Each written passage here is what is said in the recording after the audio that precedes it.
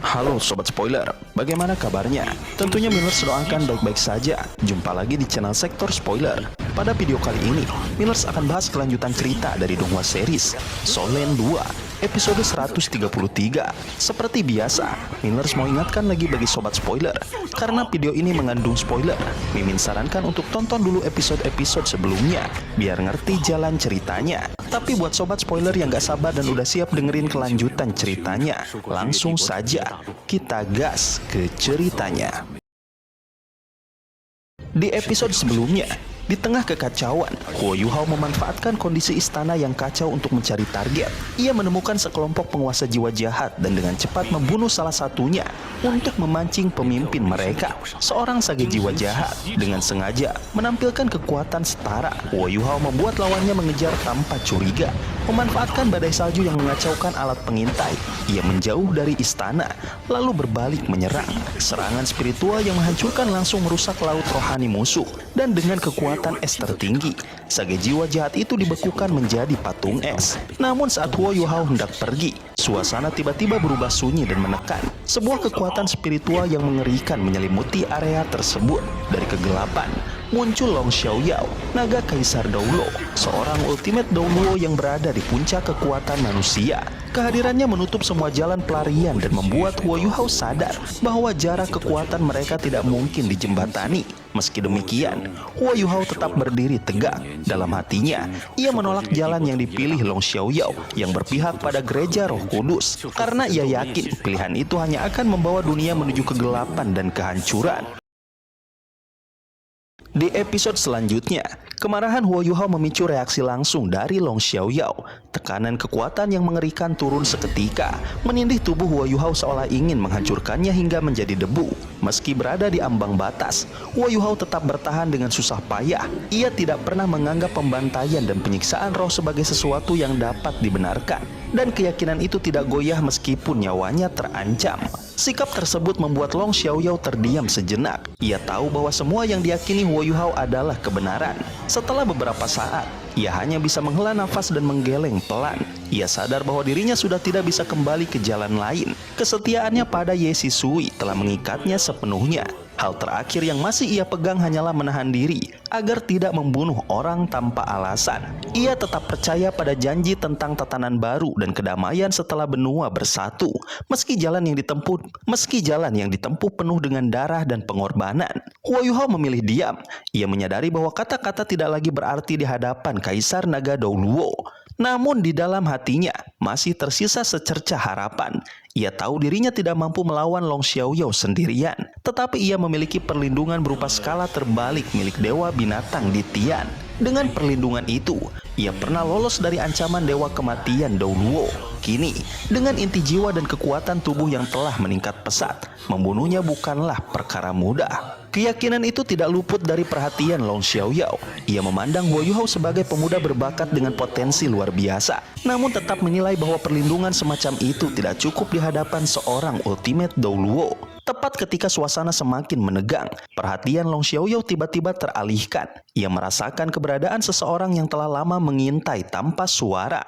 Kesunyian dan kegelapan di sekitar mereka seketika lenyap. Sebuah bayangan ditarik turun dari langit oleh kekuatan tak kasat mata dan jatuh tidak jauh di belakang Huo Yuhao. Tekanan yang menindih tubuhnya pun menghilang. Saat menoleh, Huo Yuhao tertegun. Ia sama sekali tidak merasakan kehadiran orang itu sebelumnya. Bahkan dengan deteksi spiritual miliknya, sosok yang muncul memiliki wajah yang sama persis dengan Dong Er. Ia adalah Tang Wutong.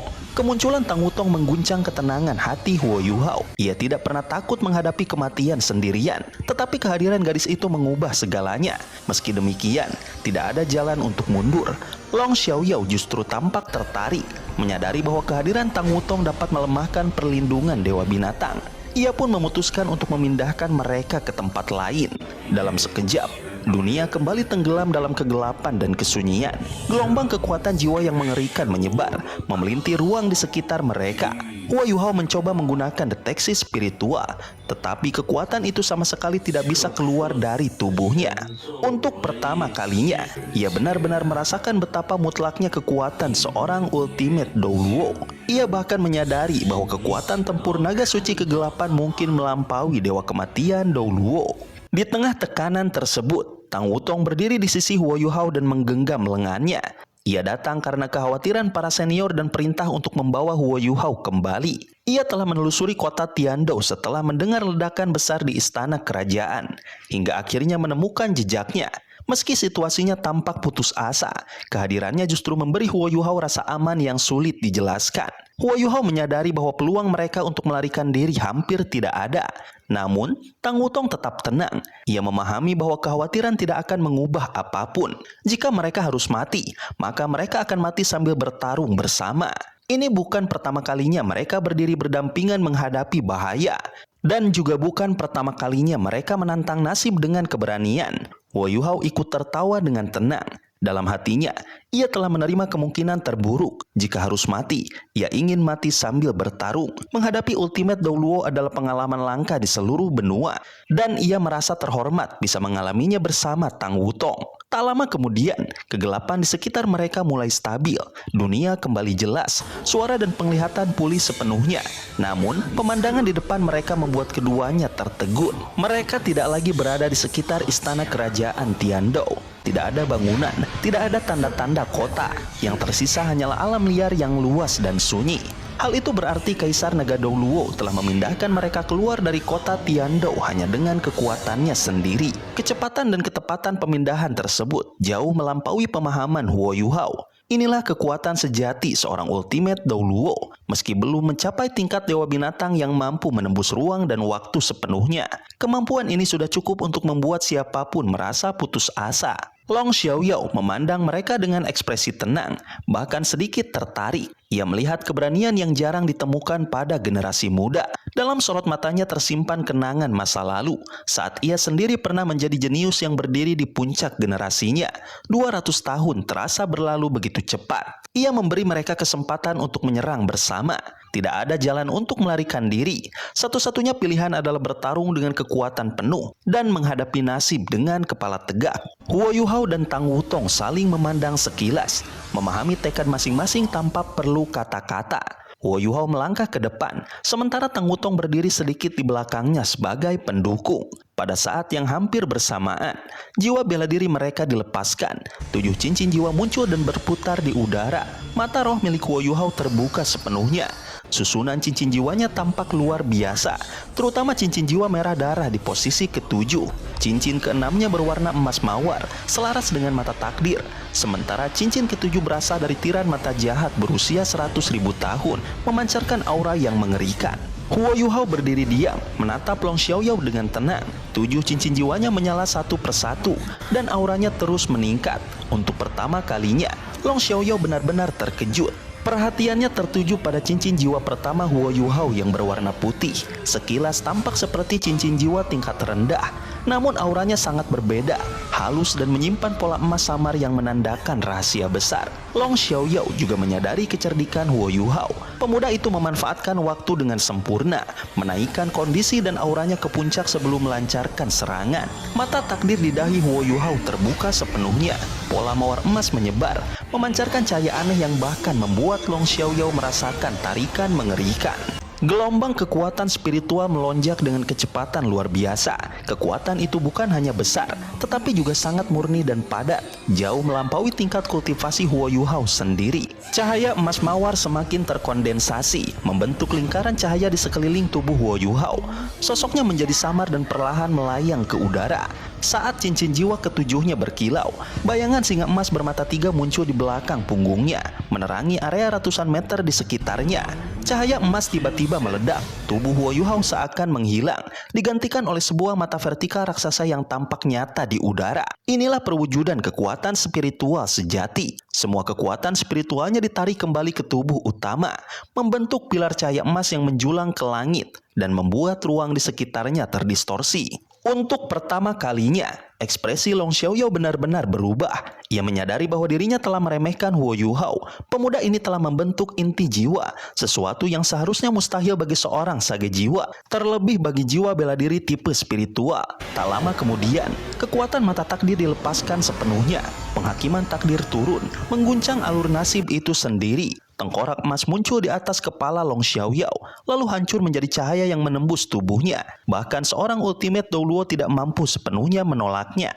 Long Xiaoyao tertawa pelan. Sudah lama ia tidak merasakan kejutan seperti ini. Di hadapannya, dua sinar cahaya hitam dan putih meledak dari mata vertikal raksasa, berputar satu sama lain, lalu melesat lurus ke arahnya, menandai dimulainya bentrokan yang sesungguhnya.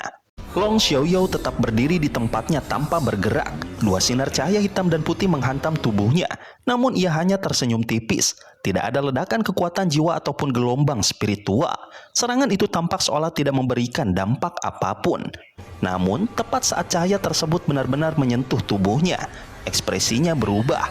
Untuk pertama kalinya, firasat bahaya muncul di dalam hatinya. Pada saat itu, mata vertikal raksasa di udara bersinar semakin terang. Cahaya mawar emas yang menyelimutinya berubah menjadi merah darah. Sebuah pilar cahaya besar meledak dan meletus lurus ke arah Long Xiaoyao. Tubuh Kaisar Naga Douluo langsung diselimuti kegelapan pekat, disertai raungan naga purba yang menggema. Kepala naga hitam raksasa muncul di hadapannya dan menghantam pilar cahaya itu dengan kekuatan spiritual yang menakutkan. Benturan itu berubah menjadi pertarungan kekuatan spiritual murni, sesuatu yang hanya mungkin terjadi di tingkat Ultimate Douluo. Meski Long Xiaoyao bukan tipe master jiwa spiritual, penguasaannya telah mencapai tingkat yang mengerikan. Namun kejutan kembali terjadi. Pilar cahaya merah darah itu tiba-tiba berhenti di udara. Pilar cahaya merah darah itu tiba-tiba berhenti di udara. Sosok Huo Yuhao muncul kembali dalam wujud manusia. Di belakang kepalanya berputar roda cahaya mawar emas dengan pola singa emas bermata tiga. Tubuhnya menghantam langsung kepala naga hitam itu dan seketika ditelan kegelapan. Kepala naga tersebut justru lenyap. Pilar cahaya kembali menyala, membungkus bayangan itu, lalu menghantam Long Xiaoyao dengan keras. Pada saat yang sama, mata vertikal raksasa menghilang. Sebagai gantinya, sebuah pintu hitam besar muncul di udara, memancarkan aura dingin dan menyeramkan. Wajah Huo Yuhao tampak pucat saat ia berdiri di ambang pintu itu sambil menggenggam Tang Wutong. Sayap kupu-kupu naga bercahaya terbentang di punggungnya. Tanpa ragu, ia menarik Tang Wutong dan bergegas menuju pintu tersebut. Sejak awal, Huo Yuhao tidak pernah berniat mengalahkan seorang Ultimate Douluo. Ia sadar bahwa hasil akhirnya hanya kematian. Yang ia butuhkan hanyalah satu kesempatan kecil untuk melarikan diri. Semua serangan sebelumnya adalah rangkaian perhitungan yang sangat beresiko. Ia memanfaatkan berbagai teknik takdir dan kekuatan spiritual untuk menurunkan pertahanan lawan, lalu mempertaruhkan kesombongan Long Xiaoyao agar mau menghadapi serangan secara langsung. Dengan teleportasi instan, Huo Yuhao muncul tepat di depan serangannya sendiri dan menggunakan tubuhnya sebagai umpan. Ia bertahan berkat kemampuan adjudikasi takdir yang memberinya kekebalan terhadap serangan spiritual. Setelah itu, ia memanggil Demi-Plane Spektral, tindakan yang memberi beban luar biasa pada tubuh dan laut spiritualnya. 8 kemampuan jiwa digunakan secara beruntun dalam waktu singkat, membuat laut spiritualnya hampir runtuh. Semua itu terjadi hanya dalam hitungan detik. Huo Yuhao mempertaruhkan segalanya. Jika satu langkah saja meleset, ia dan Tang Wutong pasti binasa. Saat tubuh mereka hampir sepenuhnya menghilang ke dalam pintu hitam, dunia mendadak membeku. Kegelapan menyelimuti segalanya. Namun pada saat itu pula, sebuah cakar naga hitam raksasa bercahaya ungu gelap menebas ruang di depan mereka. Pintu hitam tersebut hancur seketika. Tubuh Huo Yuhao dan Tang Wutong ditarik paksa kembali ke dunia nyata dan jatuh ke tanah. Saat tubuh mereka hampir sepenuhnya menghilang ke dalam pintu hitam, dunia mendadak membeku. Kegelapan menyelimuti segalanya. Namun pada saat itu, sebuah cakar naga hitam raksasa bercahaya ungu gelap menebas ruang di depan mereka. Pintu hitam tersebut hancur seketika. Tubuh Huo Yuhao dan Tang Wutong ditarik paksa kembali ke dunia nyata dan jatuh ke tanah. Kegelapan pun lenyap. Tang Wutong segera menopang Huo Yuhao yang hampir roboh. Naga suci kegelapan muncul kembali. Senyum di wajahnya telah menghilang. Tatapannya tertuju pada Huo Yuhao dengan emosi yang rumit, campuran keterkejutan dan pengakuan. Long Xiaoyao akhirnya mengakui bakat luar biasa Huo Yuhao. Dengan kekuatan spiritual dan inti jiwa yang telah terbentuk sejak usia muda, pemuda itu memiliki potensi untuk menantangnya di masa depan. Bahkan, tanpa domain kegelapan sunyi miliknya, pelarian itu mungkin benar-benar berhasil. Huo Yuhao melepaskan diri dari pegangan Tang Wutong. Darah mengalir dari hidung dan mulutnya, bukan karena serangan lawan, melainkan akibat beban ekstrim yang ia tanggung. Laut spiritualnya hampir runtuh, dan kepalanya terasa seperti akan pecah. Meski gagal melarikan diri, tekadnya belum goyah. Tang Wutong melangkah maju dan berdiri di depannya. Keberaniannya justru semakin menyala. Dalam sekejap, tubuhnya melesat seperti kilatan cahaya. Sosoknya tampak anggun dan tegas, bagaikan dewa cahaya yang menembus kegelapan. Rambut biru kemerahannya berkibar, dan nyala emas muncul di belakangnya, disertai raungan naga yang jernih. Long Xiaoyao kembali tersenyum melihat tekad gadis itu. Tang Wutong berhenti di udara, dan 7 cincin jiwanya menyala bersamaan. 6 cincin hitam dan 1 cincin merah berkilau terang, menunjukkan bakat luar biasa yang tidak kalah dari Huo Yuhao. Cahaya emas kebiruan menyelimuti tubuhnya, pola trisula muncul di dahinya, raungan naga agung menggema, dan bayangan naga raksasa berwarna pelangi perlahan terbentuk di belakangnya. Meski tampak seperti ilusi, bayangan itu memancarkan martabat yang seolah mampu menekan seluruh zaman. Sejak proyeksi itu muncul, Kaisar Naga Douluo langsung merasakannya. Jika kekuatan spiritual Huo Yuhao sebelumnya sudah mengejutkan, maka dominasi naga 7 warna dari tubuh Tang Wutong benar-benar mengguncang batinnya. Aura itu melampaui naga suci bercahaya dan naga suci kegelapan. Meski belum cukup untuk mengancam nyawanya, garis keturunan Dewa Naga di dalam diri Tang Wutong menimbulkan rasa takut naluriah pada jiwa bela diri miliknya. Tang Wutong mengaktifkan kepemilikan Dewa Naga. Proyeksi naga 7 warna berubah menjadi sisik naga tipis yang menyelimuti tubuhnya. Sepasang sayap 7 warna terbentang di punggungnya, dan auranya melonjak tajam. Raungan naga menggema, membentuk bilah cahaya 7 warna yang menebas ke arah Kaisar Naga Douluo. Langit malam seketika menggelap saat serangan itu ditangkis. Tebasan cahaya menghilang perlahan, tetapi garis cahaya 7 warna sempat menyala di tubuh Kaisar Naga Douluo, menandakan bahwa pertahanannya berhasil ditembus oleh dominasi garis keturunan Dewa Naga. Tang Wutong terus menyerang. Kali ini, proyeksi naga 7 warna muncul sebagai wujud nyata. Seekor naga kecil berwarna pelangi melayang di udara. Meski tubuhnya kecil, tekanannya membuat Kaisar Naga Douluo tanpa sadar mundur selangkah. Sayap naga Tang Wutong menebas tajam, disusul raungan naga yang memanggil kekuatan cincin jiwa kelimanya. Cahaya 7 warna menghantam kegelapan di sekeliling Kaisar Naga Douluo dan memaksanya mundur. Namun, perbedaan tingkat kultivasi tetap terlalu jauh. Gelombang kegelapan pekat menekan kekuatan spiritual Tang Wutong dan membatasi aura Dewa Naganya. Pada saat itulah, suhu di sekitar tiba-tiba turun drastis. Serangan es datang tanpa peringatan. Kekuatan permaisuri salju dan permaisuri es menghantam Kaisar Naga Douluo, membekukan lengannya dan menurunkan pertahanannya secara tajam. Serangan berlanjut tanpa henti. Cahaya mawar emas muncul bersama telapak tangan yang membawa gelombang emosi mendalam. Benturan kekuatan membuat Huo Yuhao terpental, sementara Kaisar Naga Douluo ikut terguncang. Dunia seakan berubah menjadi lautan es dan salju. 2 sinar cahaya putih dan hijau giok turun dari langit, menghancurkan kegelapan dan membekukan Kaisar Naga Douluo menjadi patung es. Patung es itu meledak. Serpihan es berterbangan ke segala arah. Teknik ledakan es dilepaskan dengan kekuatan penuh, setara dengan serangan habis-habisan seorang titel Douluo. Untuk sesaat, Kaisar Naga Douluo menghilang seolah benar-benar musnah. Huo Yuhao dan Tang Wutong berdiri berdampingan dalam keadaan kelelahan. Namun kemenangan itu hanya ilusi. Kegelapan yang lebih dalam turun kembali. Waktu dan gerakan seakan membeku, membuat tubuh mereka tak dapat digerakkan. Dari dalam kegelapan itu, Kaisar Naga Douluo muncul kembali. Meski pakaiannya berantakan dan auranya terguncang, ia tetap berdiri tegak. Ia mengakui kehebatan generasi muda yang mampu mendorongnya sejauh ini. Dengan satu gerakan tangan, Tang Wutong ditarik ke sisinya, sementara seluruh kekuatannya disegel. Huo Yuhao jatuh ke tanah, benar-benar kehabisan tenaga. Long Xiaoyao memilih tidak membunuhnya secara langsung. Sebagai gantinya, ia melemparkan sebuah belati hitam ke depan Huo Yuhao, sambil memegang belati serupa di tangannya sendiri dan menekan bahu Tang Wutong. Belati hitam itu mengandung elemen kegelapan beracun yang bahkan tidak bisa dilawan oleh kekuatan es tertinggi. Racun tersebut sangat berbahaya, terlebih bagi tubuh Tang Wutong yang bertipe ringan. Satu tusukan saja cukup untuk merenggut separuh nyawanya. Long Xiaoyao memberi waktu singkat sebelum permainan kejam itu dimulai. Tang Wutong akhirnya bisa bergerak dan berusaha menghentikan Huo Yuhao. Namun Huo Yuhao sama sekali tidak menoleh. Dengan tubuh yang sudah sangat lemah, Ia membungkuk perlahan dan mengambil belati dari tanah. Belati itu terasa dingin seperti es, memancarkan aura kegelapan yang menekan. Meski wajahnya pucat dan darah mengalir dari hidung serta mulutnya, ia berdiri tegak seperti tombak, tanpa sedikit pun rasa gentar. Permainan pun dimulai. Long Xiaoyao mengangkat belatinya sebagai ancaman. Tang Wutong hanya bisa menatap Huo Yuhao dengan mata gemetar, menyadari bahwa dirinya kini hanyalah alat dalam permainan kejam itu. Tanpa ragu, Huo Yuhao menusukkan belati ke perutnya sendiri.